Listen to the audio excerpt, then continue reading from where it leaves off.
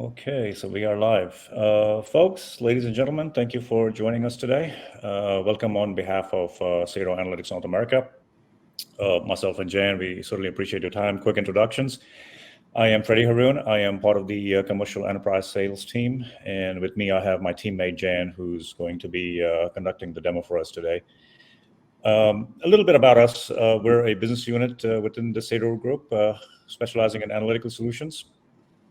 Commercial and technical presence in over 40 cities and 40 countries, global footprint, and a workforce of over 9,000 professionals. So, along with the network of partners. So, a little bit about our footprint. Apart from the business and data and analytics side, we also have expertise in everything regarding financial and operational planning as well. So, we partner with a number of system integrators, such as SAP, that we'll touch on here in this presentation today. And we also own proprietary products that have been developed by our innovation team, designed with specific technical requirements for a number of use cases in any sort of enterprise environment.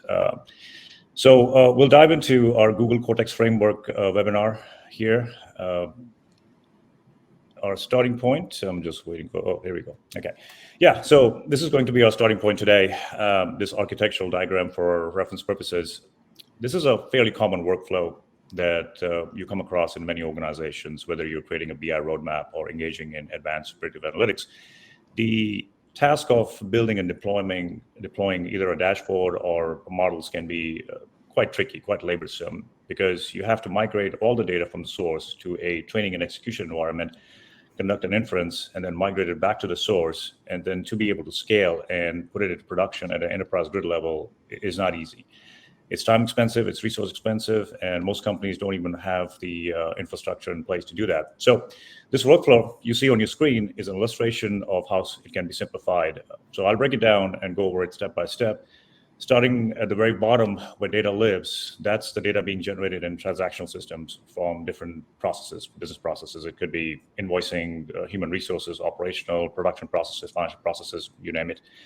All of that data that's being produced from all these different sources has to then be moved to the extraction phase, which would be the ingestion layer, this blue line, the next layer, which is where we ingest the data and get it ready for the next phase right above it, which is the data persistency layer.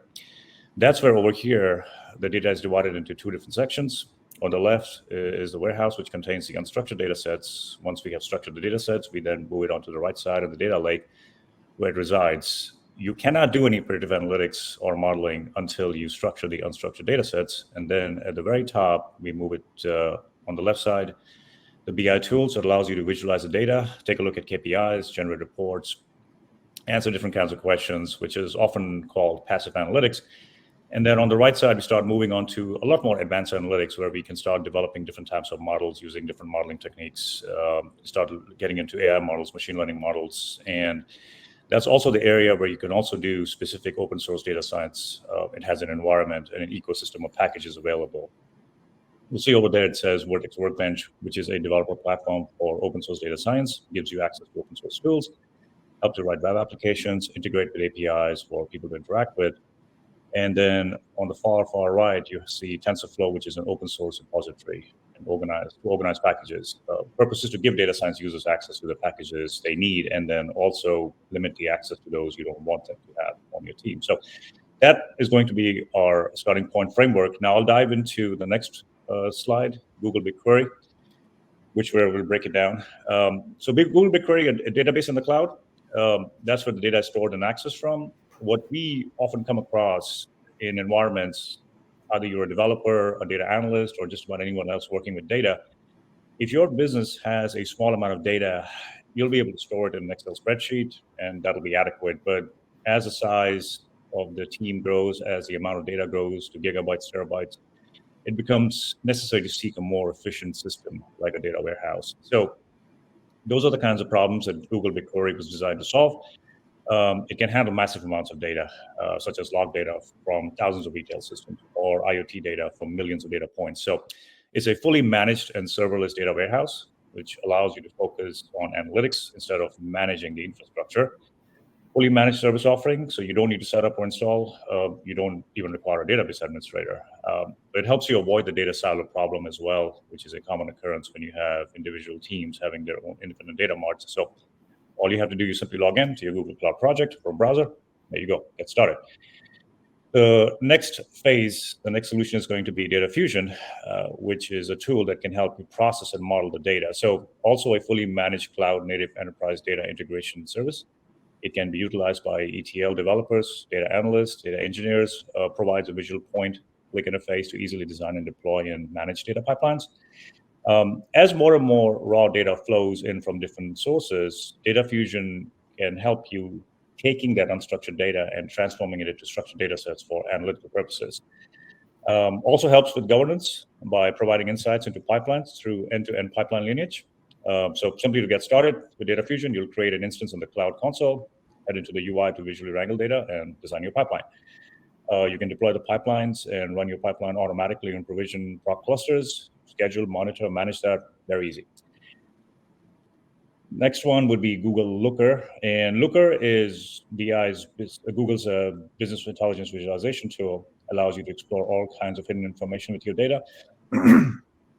Business intelligence over the last 15, 20 years has gone through a very interesting evolution where in the years gone by, you had these giant enterprise reporting engines with cubes and universes where they had very little visualizations and hardly any self-components. So if you wanted to run any kind of report, you had to go to IT, more like grid reporting.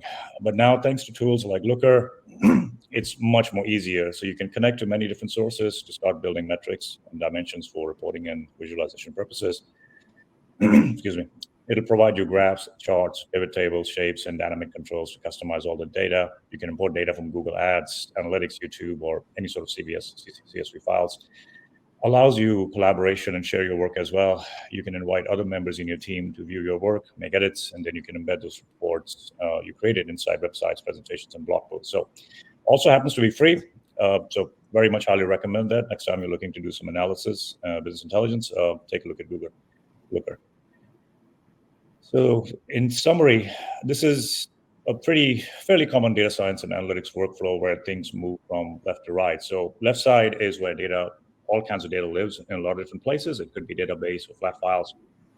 And as we want to scrape things together in a number of different kinds of tools and bring it to do some kind of analysis, we move it into the middle.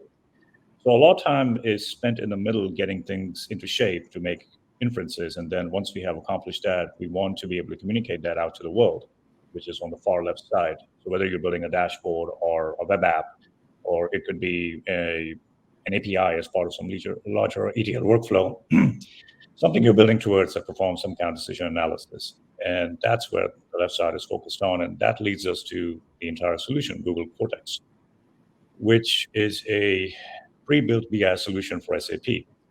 Now, all the data and its journey from storage to extraction, which is sitting in the SAP ERP, is what Cortex is a pre-built solution for, where it will extract all the data, it models the data using Data Fusion and stores the data utilizing BigQuery. And then through Looker, you can easily access pre-built dashboards to be able to look at information, basically an infrastructure. That's why it's called a framework that pretty much gives you everything you need to go through the cycle from extraction to data manipulation and then to ultimately designing visualization, analytical stories. So you can bring the data to do analysis, build models, and share that using Cortex inbuilt capabilities. I will now pause here for a second and pass the microphone to my teammate, Jan, that'll walk us through some additional exhibits and demo the solution for us. Jan? Thank you, Freddie. Yes, well, just like Freddie said, the Google Cortex framework is a framework built over Google Cloud Platform that enables businesses to accelerate their SAP ERP content for data analytics and for data-driven decisions. So let's see how this works. So here we have the Cortex Data Foundation. This is very similar to the architecture that Freddie showed us. If we go from the bottom to the top, we have our data sources here. We could have many data sources, and SAP is a very widely used ERP, and it has lots of modules. So we could have different kinds of data that we can import. Google Cortex already offers pre-built solutions to be able to extract data from SAP, process that data, and present it in a simple fashion, so we can start asking questions and analyzing our data.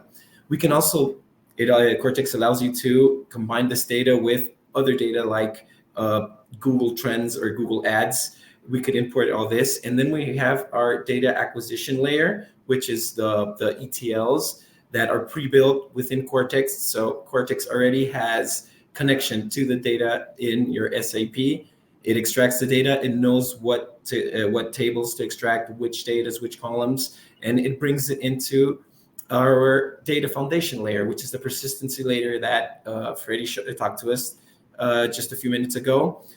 Here we have a staging area, a staging layer, where we bring in tables such as, here's a few examples here, the MARA table, which is the material master data, and the MAKT, which has the material descriptions. And here on the right-hand side, we have the VBAK and the VBAP. These are all SAP tables. So what Cortex is enabling us is to not have to know all these technical tables that we have here. And it already pre-designed and predefines everything. So it just ingests the data and it leaves it here in a business semantic layer where we already know what material master data is and what sales order is. And we don't have to be looking at MARA or MAKT, which is very technical SAP information. So Google Cortex leaves this as a business semantic layer so we can consume it later. And we further up to the top, we have our data intelligence layer where all this table data that we're extracting from our SAP is already pre-modeled as solutions like customer solutions, Google solutions, partner solutions. And here we have different kinds of sales models. We have financial models. We have production models, operations models, human resource models, all kinds of models that we already pre-built by Google Cortex. So we don't have to know all this technical part, and you don't have to spend time in developing the extractors for the ingestion, developing all the processing of the data to be able to build all these models. Google Cortex already has this prepared for us. And then we move all the way up to our visualization layer or distribution layer, where we start using tools like Looker that Freddie was showing us just a while ago. We already have pre-built dashboards that connect to these data models, and you can start navigating your data. So basically, what Google Cortex is offering us is a complete package of pre-built models connected directly to our SAP ERP, going through all the Google Cloud Platform services here in the analytics architecture, and enabling you to start navigating through your data and making data-driven decisions. So if we don't have Google Cortex to do this for us, we would have to be able to connect to SAP and see all the tables that SAP has for its day-to-day transactioning and processes. And these are thousands of tables. I would say around 6,000 tables, maybe more, that you have in SAP.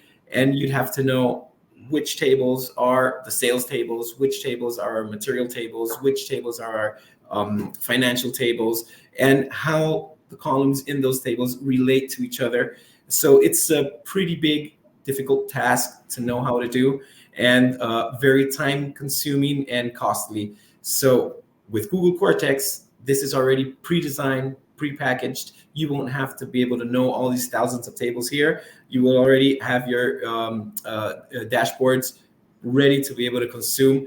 And if you would need to extend your models, you could start building and customizing your dashboards. But this is a very great starting point to be able to start exploiting your data from SAP.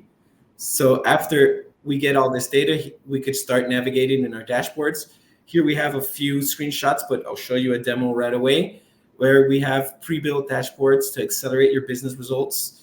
And with Looker, you can start navigating through different kinds of KPIs and graphical interfaces with your data. So we'll hop in now to our demo to show you how Google Cortex can help us with the Google Cloud Platform to read our data from SAP. We'll just switch now to, okay, here we are. So this is BigQuery. Basically, this is the environment where we can work with BigQuery in Google. if we can see here, we have on our right-hand side a menu with 3 options. We have what says here CDC processes and SAP replicated data, and then we have our SAP reporting. So if I'll just stop right here and say what and explain what CDC means. CDC is these are an acronym for change data capture processes.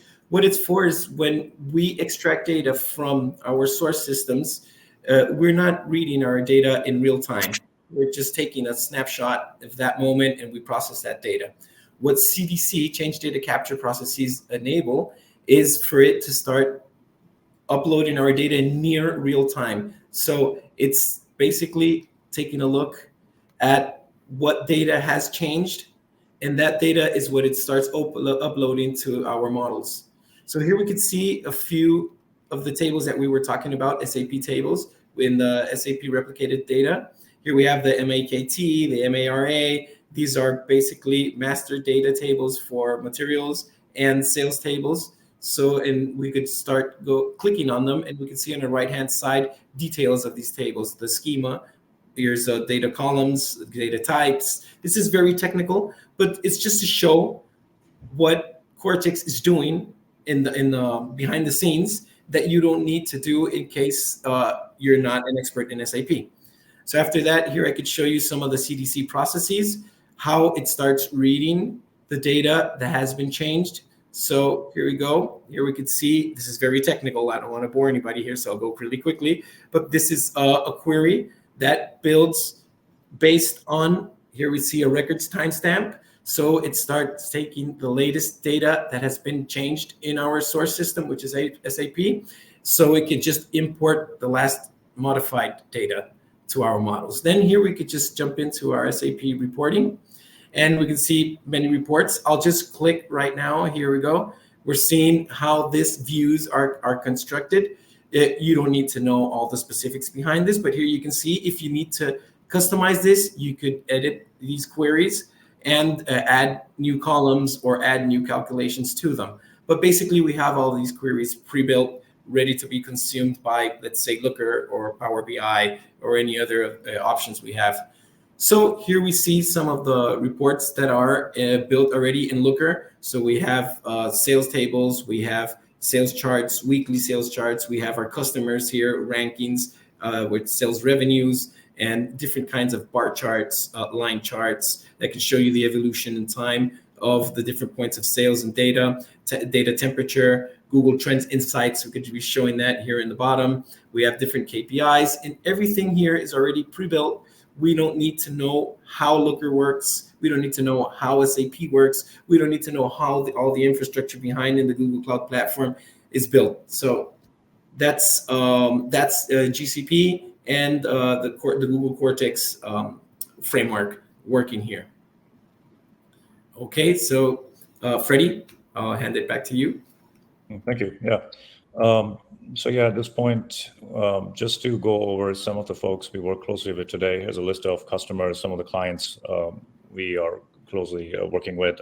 As you'll see, a number of Fortune 500 companies and government entities, pretty much in any vertical one can think of: finance, insurance, retail, banking, media, tech, quite a number of household names. I will move on to the next slide if I can. So just to share a quick use case of this one organization we worked with. So Liverpool is a chain of department stores out of Mexico with over 124 locations and growing as we speak. Retail environments are often a perfect ground for a solution of such like a Google Cortex framework, because every location, and just to give you a little bit of background, retail environments, retail locations, large retail locations, all of them, they happen to be all under a certain umbrella of a corporate, but every location operates very independently. Each of them have a certain revenue target and margins that they are responsible for. And what used to happen before a lot of these business intelligence and artificial intelligence solutions came into play was a lot of these stores, the managers were responsible for generating all kinds of sales and promotions. The way they would do that was look at some sort of historical analysis, look at certain factors such as pricing, cost, competitors, and then decide what kind of promotions and sales they would want to offer. The issue with that approach was, one, these stores have hundreds of thousands, if not millions of items, and retail margins are mostly in single digits. It is impossible for one person to know or to do that kind of close analysis and then conclude what would be the most optimum price at what time for every single product. So when you have a solution like Google Cortex, that can be a huge difference maker because it allows you to take a look at all the data that's been produced from different data sources. And once it's fleshed out on the other side, it allows you to do all kinds of comprehensive analysis, everything from competitive pricing to online traffic to inventory, customer feedback, seasonal changes. There's also a component of a cross elasticity between products because different items behave differently. Beverages behave very differently than cosmetics, let's say.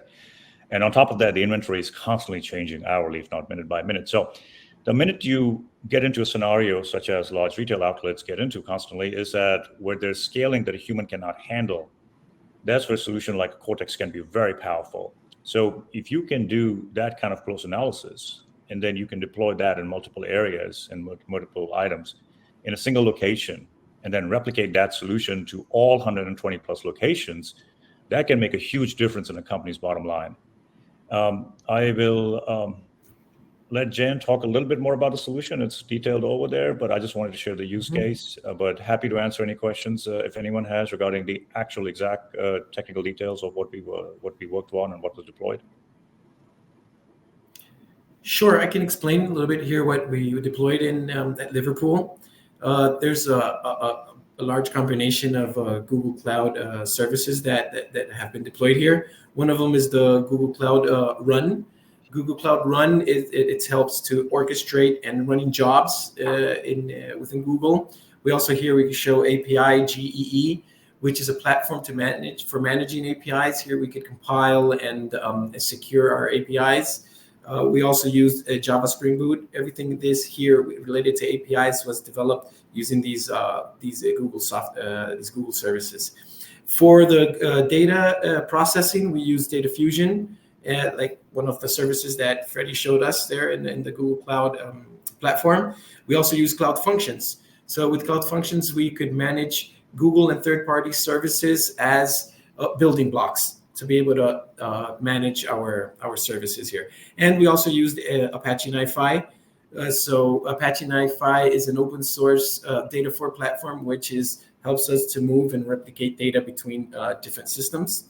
And we generated our data models within BigQuery and Google Cloud Storage. So here we used a big combination of Google Cloud services, which helped us build our data models and finally answering business needs and questions that they needed in near real time. So we do have one question, Jan. Google Cortex, is it only a solution for SAP? Oh, good question. Yeah. So Google Cortex is not only for SAP. You could use it. There's other solutions within Google Cortex, for example, with Salesforce, and there's many others as well. So it's not only for SAP, but SAP is a very complex ERP, and there's a big advantage here. But yes, you could use it with other source systems as well. Thank you. Okay, see if we have any other questions trickling in. Folks, we are happy to take any comments, questions anyone has. Yep.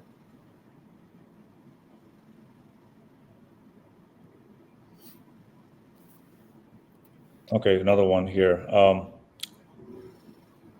The Google, the Cortex also compatible with Snowflake? Someone asked. Google Cortex is also compatible with Snowflake. I understand it is. We use BigQuery. We usually, as in our customers, we have used BigQuery. We use Snowflake as well.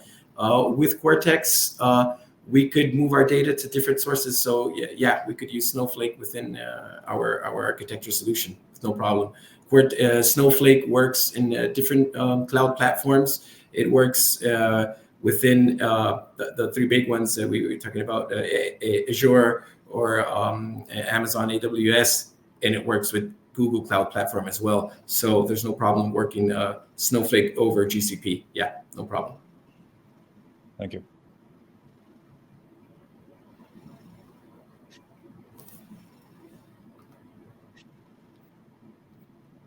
Okay, let's see here. Any other questions, folks? We have a couple more minutes. Mhm.